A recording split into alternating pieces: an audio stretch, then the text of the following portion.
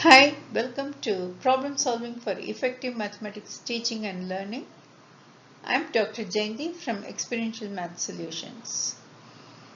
In this video, we are going to see some of the real-life application questions taken from an ancient math book called Kanidhanul. These questions were originally written in palm leaves. Recently, only at the beginning of 21st century only, they were written as books and published. However, these questions were passed on orally for hundreds of years. I have heard some of these questions from my grandmother and my friend's grandmother. I'm not sure whether they were able to solve these questions mathematically. However, they were able to tell me the questions and the correct answers for these questions. Let us look at these problem-solving questions in real-life situations taken from Kanidhanul. This is one of the popular questions, very popular questions from Kanidhanul. Originally, it was in verse format. I have given the original version. A chameleon climbs up a palm tree of height 32 muram. It climbs up the tree span length speed every day, but slides down by a length of 4 fingers. How many days will it take to reach the top of the tree? We can see three words, muram, span, and fingers. These three were ancient measurements for lengths. The students should know the conversion table and how to calculate it. 1 feet 2 span and 1 span is equal to 12 fingers. Now we can modify this question to metric units. We can keep the length of the height of the tree in meters and the distance climbed by the chameleon every day in centimeter, and the distance slided by the chameleon in millimeter. So there will be conversions and students need to have some problem solving skills to solve this question. Another question, again quite a famous one. Those days, merchants used to take their merchandise to different countries in ships. 3 merchants took some elephants, but not in 3 ships, but not in equal number, and went to other countries for trade. When they were on the voyage, the first ship began to sink. Hence, the first merchant moved some elephants equal in number to the number of elephants in the second ship from the first ship to the second ship. He moved some elephants equal to the number of elephants in the second ship from the first ship to the second ship. After some time, the second ship started to sink. To save the ship, the second merchant moved some elephants from the second ship to the third ship, equal in number to the number of elephants in the third ship. Now all the ships had the same number of elephants. The question is, find the number of elephants that were originally in each ship. Make sure that the students understand the questions before asking them to do it. Normally, I would read the question or tell the question and ask them whether they have any questions to ask about the question, about the problem. In this question, normally the students would ask me whether all the ships had the same number of elephants. That's why I said that there were different number of elephants in each ship. Now, those days, as I told you, My grandmother asked me this question, but she could tell me the correct answer. But however, I never knew whether she was able to solve it mathematically, but we could ask students to solve algebraically. Let the number of elephants in the first ship be A, second ship be B, and the third ship be C.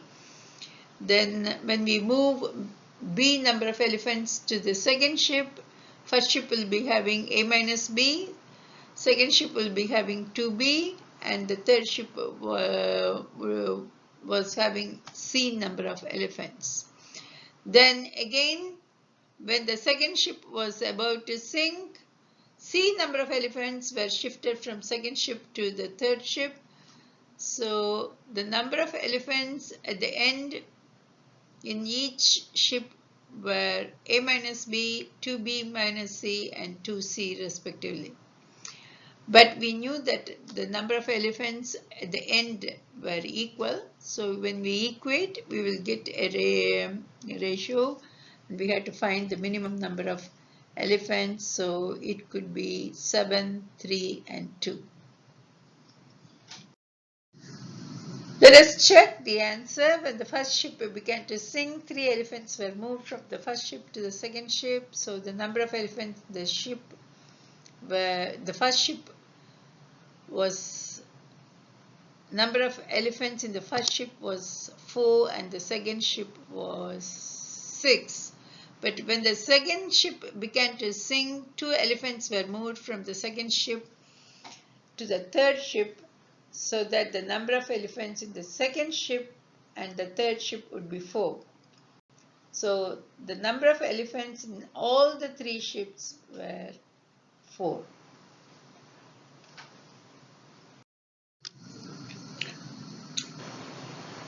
This is another famous problem-solving question, passed down orally for hundreds of years, as I mentioned. Once upon a time, there was a king.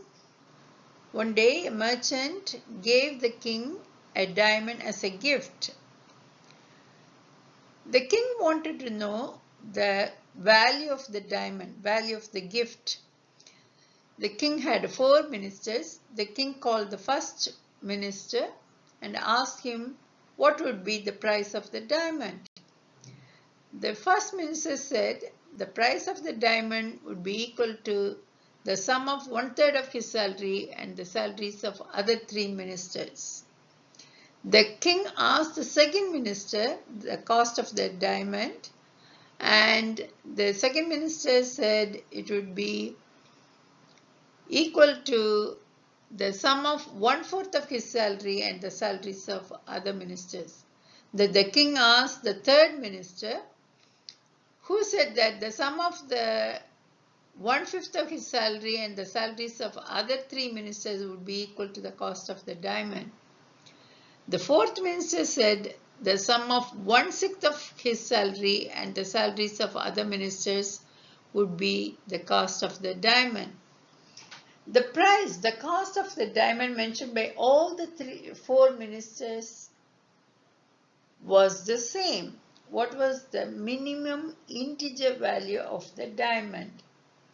Now I have modified this question a little bit so that in the original question there was no mentioning of minimum integer value. But I modified a little bit so that the students could solve this mathematically. So the question has 4 plus 1, 5 variables, 4 ministers, so their salaries will be A, B, C, D, and X would be the least cost of the diamond. So X is equal to 1/3A plus B plus C plus D. X is also equal to A plus 1/4B plus C plus D. X is equal to A plus B plus 1/5C plus D. X is also equal to A plus B plus C plus 1/6D. Equating all this, we can find, we convert all the variable in terms of one variable, In this case, I have done this all in terms of A, so that we can find the least cost of the diamond.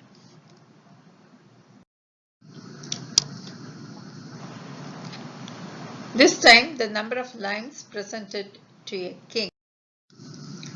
Once, a gardener presented a bag of limes to a king who had 4 sons.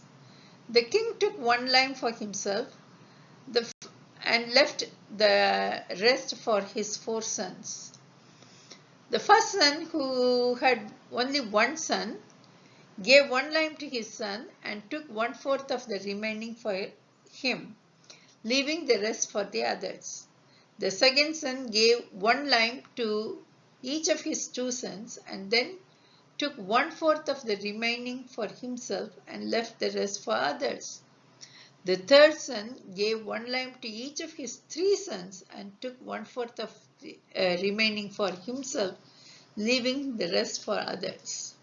The fourth son gave 1 lime each to his 4 sons and took 1/4 of the remaining for himself and leaving the rest for other brothers.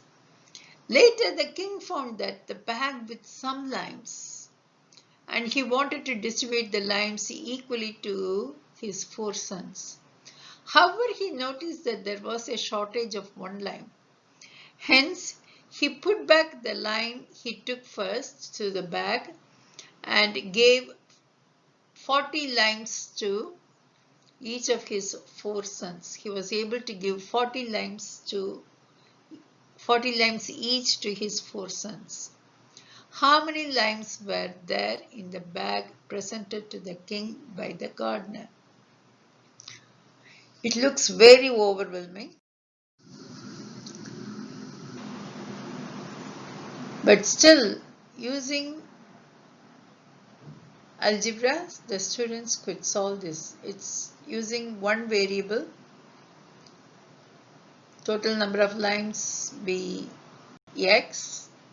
Then the students can use the data given in the question to solve these questions. These kind of questions are taken from Kanidanu, an ancient mathematics textbook. Actually, it was written in palm leaves, and it was the questions were passed down orally for hundreds of years. Real life application questions. These questions can be tried in classrooms, and we can ask the students to solve algebraically and mathematically. I hope you will try some of these questions. Wish you all good luck. Stay healthy. This is Dr. Jayanti.